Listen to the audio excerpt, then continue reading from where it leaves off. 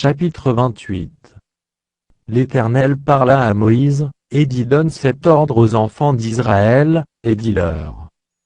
Vous aurez soin de me présenter, au temps fixé, mon offrande, l'aliment de mes sacrifices consumés par le feu, et qui me sont d'une agréable odeur.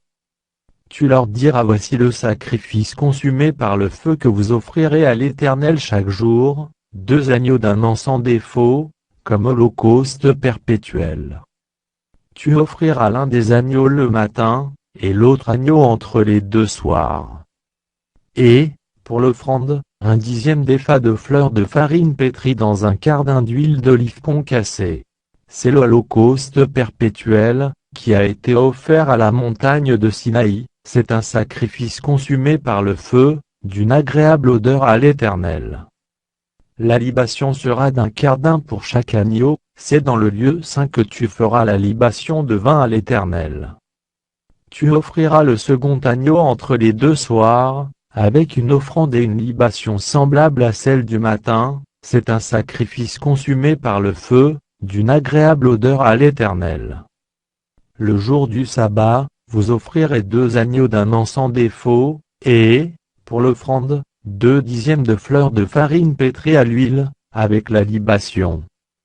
C'est l'holocauste du sabbat, pour chaque sabbat, outre l'holocauste perpétuel et la libation. Au commencement de vos mois, vous offrirez en holocauste à l'Éternel 2 jeunes taureaux, un bélier, et 7 agneaux d'un an sans défaut.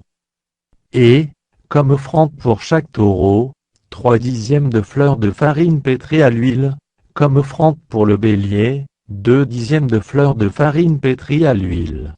Comme offrande pour chaque agneau, 1/10 de fleurs de farine pétrie à l'huile. C'est un holocauste, un sacrifice consumé par le feu, d'une agréable odeur à l'Éternel. Les libations seront d'1/2 de vin pour un taureau, d'1/3 d'hin pour un bélier, et d'un quart d'hin pour un agneau. C'est l'holocauste du commencement du mois, pour chaque mois, pour tous les mois de l'année. On offrira à l'Éternel un bouc, en sacrifice d'expiation, outre l'holocauste perpétuel et la libation. Le 1er mois, le 14e jour du mois, ce sera la Pâque de l'Éternel.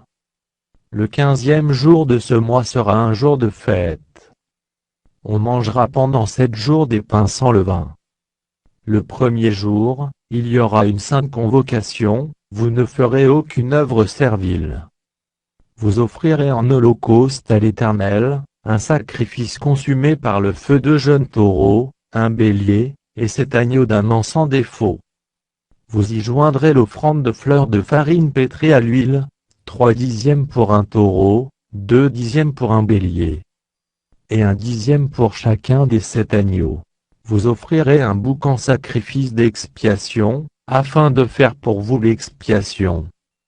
Vous offrirez ces sacrifices, outre l'holocauste du matin, qui est un holocauste perpétuel. Vous les offrirez chaque jour, pendant 7 jours, comme l'aliment d'un sacrifice consumé par le feu, d'une agréable odeur à l'Éternel. On les offrira, outre l'holocauste perpétuel et la libation.